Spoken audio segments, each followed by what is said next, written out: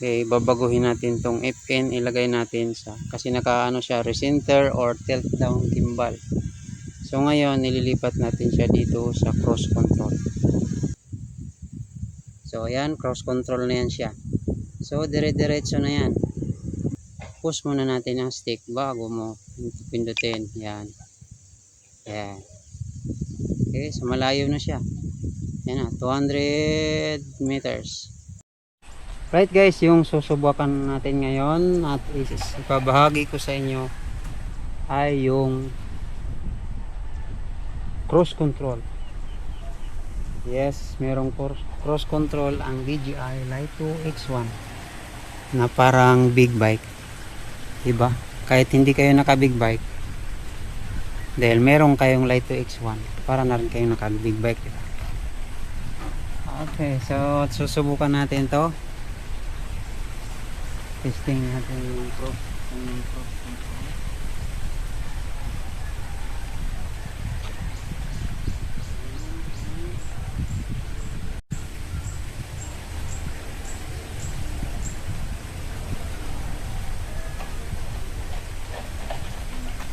Okay, screen record lang natin uli para makita nyo yung mga pinipindot ko. Okay, so okay, on point update lang natin kasi kanina dun sa loob ng ko para dito bumalik.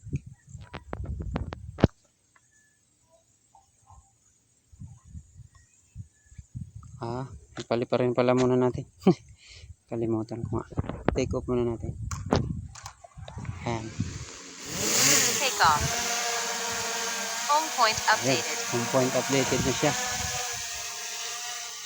Okay, so punta tayo sa taas pa natin. Nagreklamo, nakadetect siya ng 4 meters kasi nadidetect niya na may obstacle avoidance. So punta tayo dito sa 3 dots sa taas. Yan. Tapos punta tayo sa control. Hanapin natin ang yan, mga control dito. FN, press.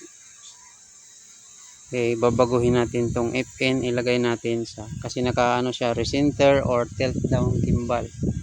So ngayon nililipat natin siya dito sa cross control. Yan, naka cross control na. So balik na tayo sa screen. Yan, ang gagawin lang natin yan, so yan, i-record natin, recording. Ang gagawin lang natin yan ay taas natin ng konti, tapos lagyan natin sa 10 meters. Yan, 11 na pala, sobra. Okay, so then i-push lang natin tong ating yan, ating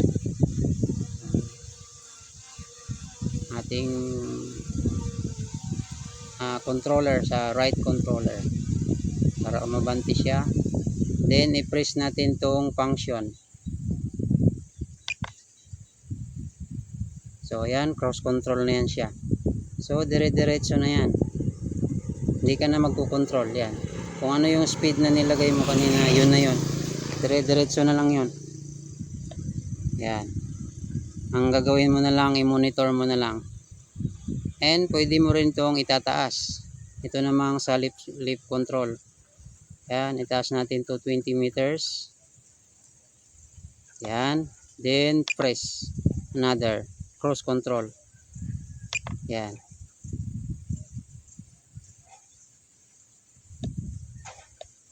cross control rin.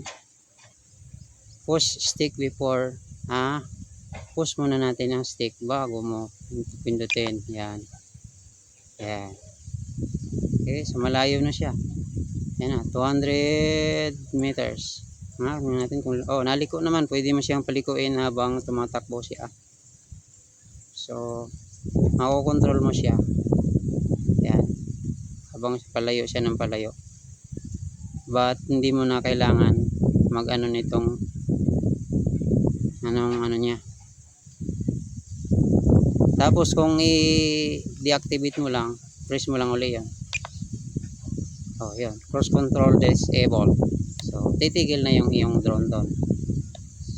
So, ganun lang kadali yung pag ano ng cross control. Okay, so i-return na lang natin. Return naman natin yung ating Return to home. drone. Malayo na siya.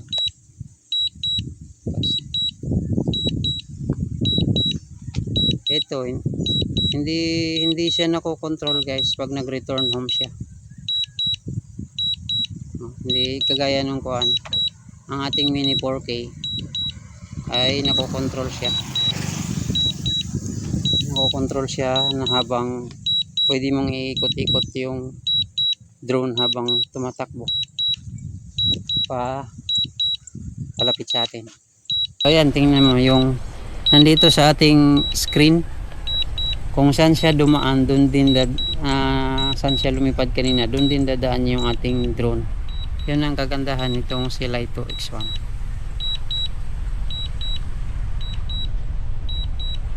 Dahil doon sa kanyang dynamic home point.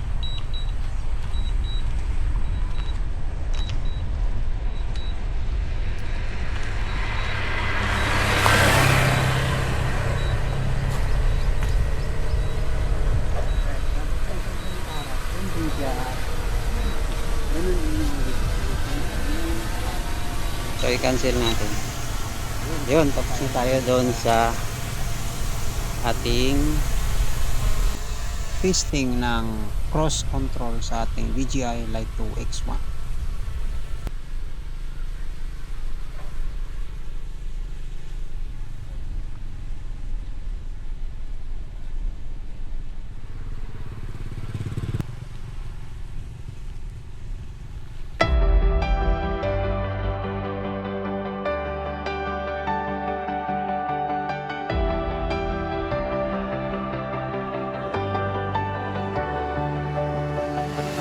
Morning light on an empty street, running hard to the steady beat.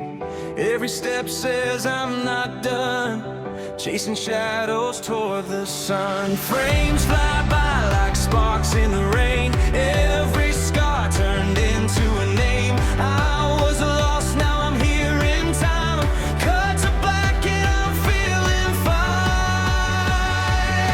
This is the moment, this is the scene, all of my heartbreak turned into a dream. Hands up high as the world explodes, watch me rise in the afterglow. Through every stumble, through every fall, I found a fire that shines it all.